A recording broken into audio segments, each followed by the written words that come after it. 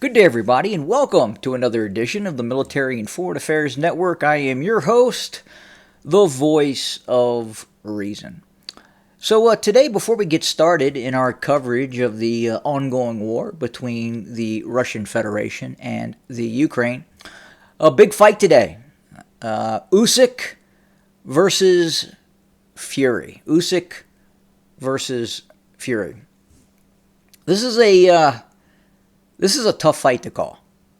And I can tell you this. I can guarantee a winner.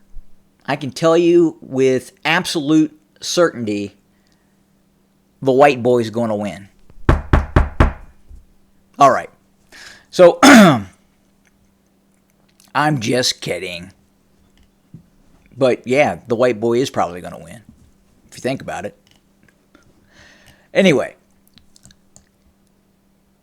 The war continues. The operations within the vicinity northeast of Kharkov continues. Now, the mainstream media and the International Institute for the Study of War, the Institute for the Study of War, is claiming that the Russians don't have the offensive capability of pressing an offensive directly upon Kharkov. Well, that does not appear to be the goal at this point. The goal of this Russian offensive is designed to get the Ukrainian military to commit its strategic reserves to the conflict. It is designed to have the Ukrainians move its reserve brigades, these fire brigades, designed to blunt a breakthrough in other areas of the conflict. Now, once these reserve brigades have been committed to the Kharkov area of operations, the Russians will be able to target these fire brigades, thus destroying the reserve capacity of the Ukrainian military. We will then probably see further offensive operations by the Russians in areas such as Sumy, possibly up towards the north, towards Chernihiv. And again, these are designed to bring the Ukrainian military to the front.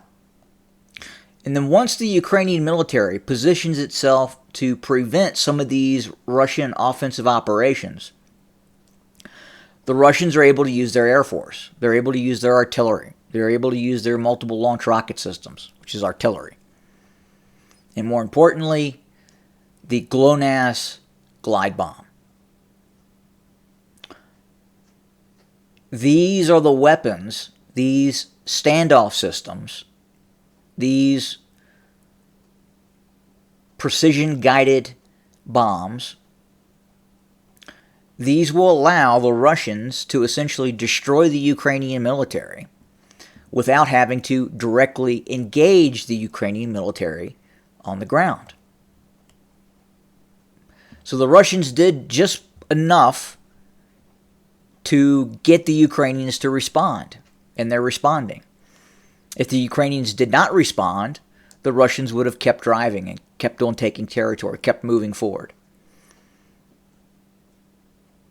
But the Ukrainians responded. Now, also, there is great concern, and you're not hearing this on the mainstream media. If you listen to the blogosphere of Ukrainian military personnel, former Ukrainian personnel, they are very concerned about what's happening. They're mostly concerned about the state of the Ukrainian armed forces. The Ukrainian armed forces that exist today is a lot different than the Ukrainian military that engaged the Russian forces at the onset of the war. They are having serious manpower shortages. We keep hearing about they need Western equipment. They need more artillery. They need more advanced equipment to fight the Russians. Well, that's a secondary problem. The primary problem right now is getting men, fighting age men, to fight in the war. And I think the Ukrainians have made a strategic error by recruiting older men. Look, the average age of a Ukrainian soldier right now is in his mid-40s. Think about that for a second. Mid-40s. They don't conscript ages 18 to 25, I believe. I believe they just passed a law, a mobilization law, that decreases the conscription age from 27.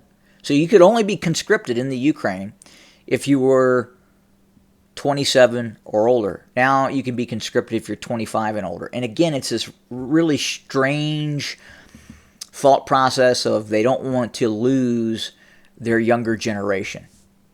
But that younger generation is going to have to fight. And that younger generation doesn't want to fight. They don't want to go to war. And, well, let me back up a little bit.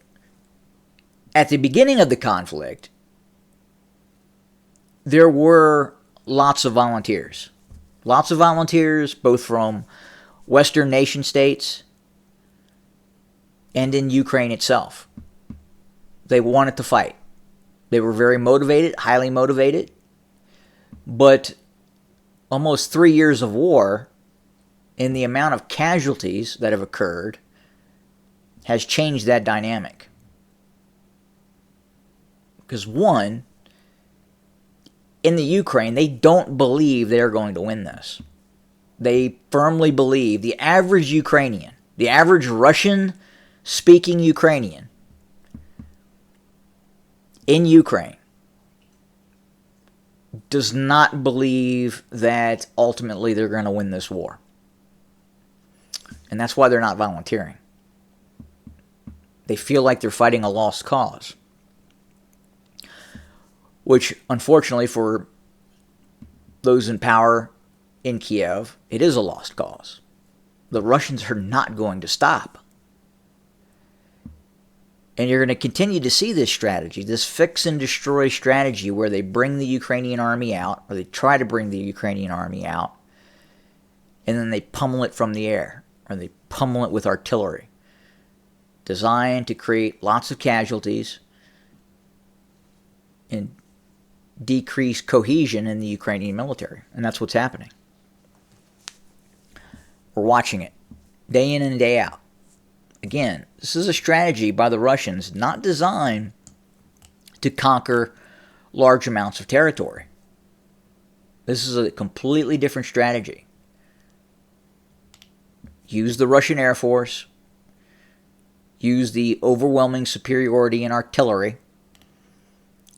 And obliterate the Ukrainian army, ground forces, airborne forces, naval infantry forces, National Guard forces, from a distance.